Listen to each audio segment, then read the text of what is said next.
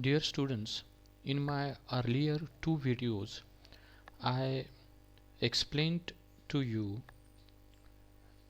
background of the partition with the help of images and some information.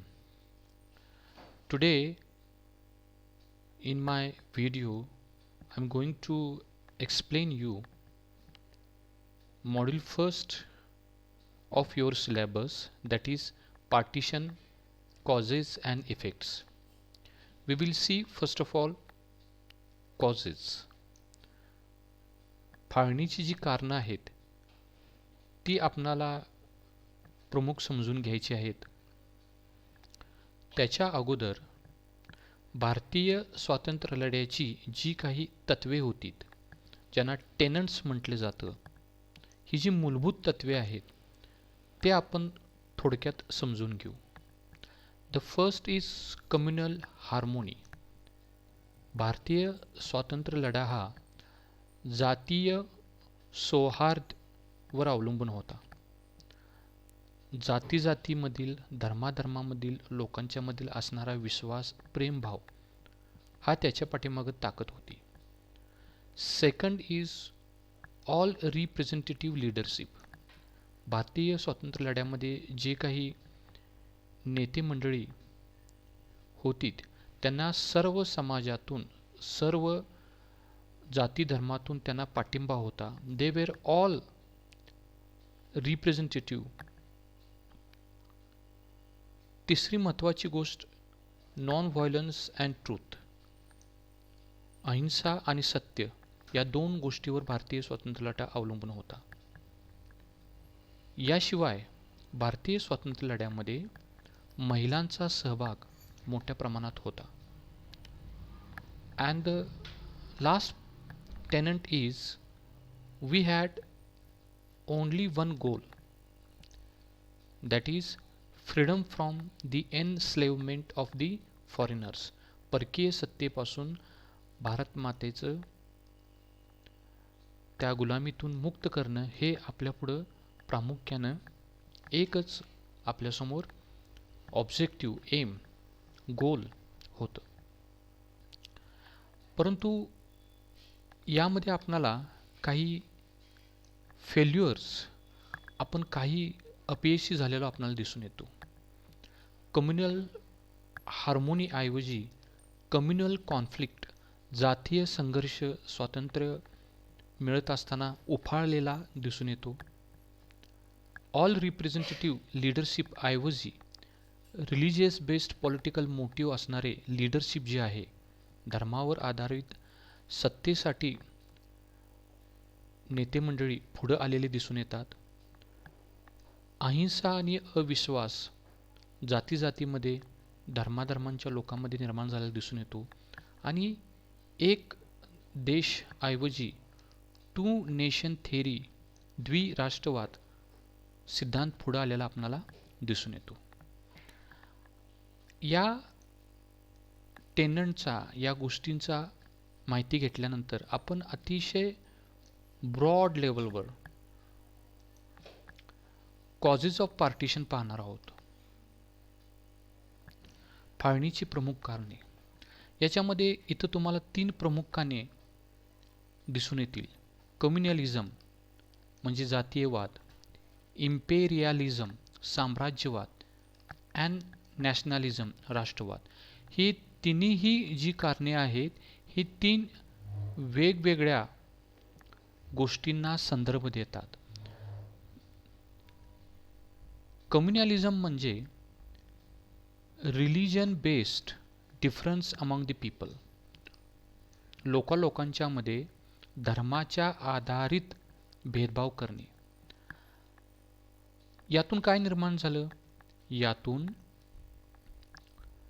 स्वतःच्या कम्युनिटीविषयी तीव्र भावना, चांगली भावना आणि इतर कम्युनिटीविषयी अविश्वास निर्माण झालेला दिसून येतो.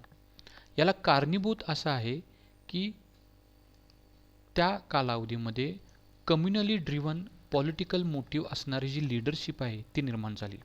आणि याचं स्वरूप तुम्हाला मुस्लिम लीगच्या माध्यमातून दिसून येतं, ज्यामध्ये sir Syed, Mohammad Jinnah, Iqbal, they were thinking of their community.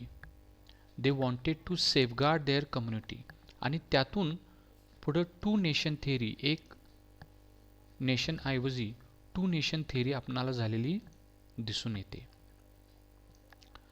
आता ही जी लीडरशिप होती, ती लीडरशिप जी आहे ती ऑर्थोडॉक्स अशी लीडरशिप नव्हती, म्हणजे परंपरावादी अशी लीडरशिप नव्हती. हे जे लीडर होते ते एज्युकेटेड होते, मॉडर्न होते, तरीसुद्धा they led the people on religion based. तर असं हे एक कारण आहे की जातीयवादामुळं भारतीय स्वातंत्र्याची फाळणी झाली असं मानलं जातं. दुसरं जे कारण आहे इम्पेरियलिझम.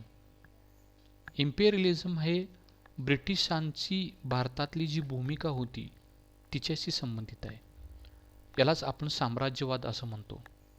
And you know that the British people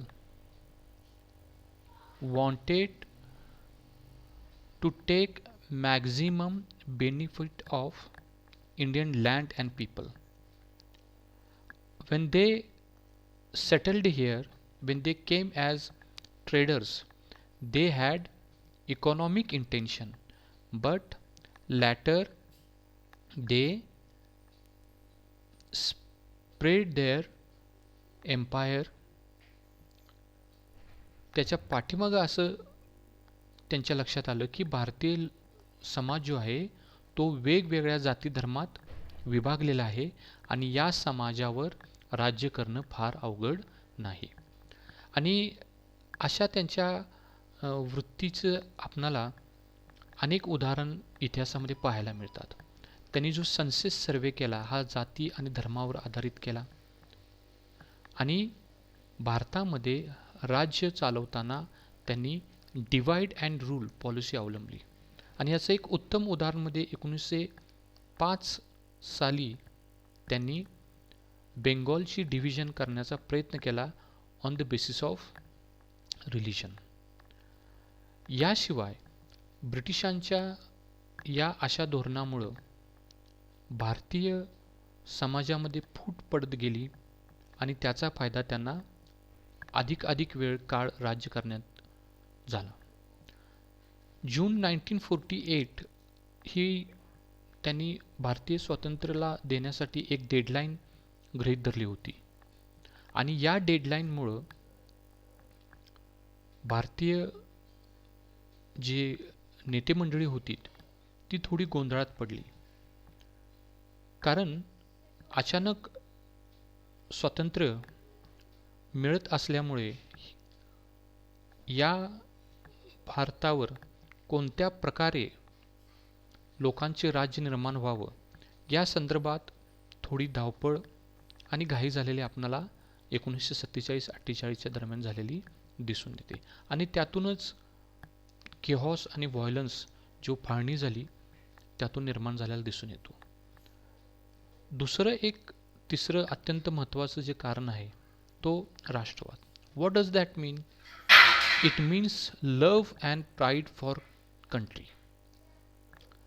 स्वतःच्या देशाविषयी अतिशय तीव्र असे स्वाभिमान आणि प्रेम. या दोन्ही गोष्टी are necessary but within limitations. राष्ट्रवादाचा संबंधित जे कारण आहे ते वेळोवेळी इंडियन नॅशनल काँग्रेसने घेतलेल्या ज्या भूमिका आहेत त्या कालावधीमध्ये त्या तुम्हाला दिसून येतील. What was the idea of the freedom? Idea of the freedom was related with democracy. म्हणजे भारताला स्वातंत्र्य मिळाल्यानंतर इथं लोकशाही प्रस्थापित करणे हे इंडियन नॅशनल काँग्रेसचं ध्येय होतं. परंतु भारतामध्ये मोठ्या प्रमाणात मुस्लिम समाज असल्यामुळे या मुस्लिम समाजातील काही लोकांना असं वाटू लागलं की डेमोक्रेसी म्हणजे बहुसंख्य लोकांचं राज्य मेजॉरिटी रूल आणि स्वातंत्र्य मिळाल्यानंतर भारतावर there would be dominance of Hindu majority. Hindu लोक हे बहुसंख्य असल्यामुळे त्यांचे राज्य निर्माण होईल. आणि त्यातून काय झालेलं आहे की इंडियन नॅशनल काँग्रेस किंवा इंडियन ऑल रिप्रेझेंटेटिव्ह लिडरशिप होती, त्यांच्याबद्दल अविश्वास निर्माण झालेला आहे. याला आणखी एक कारण असं मानलं जातं की त्या काळात जी नेते मंडळी होती, they were all towers themselves.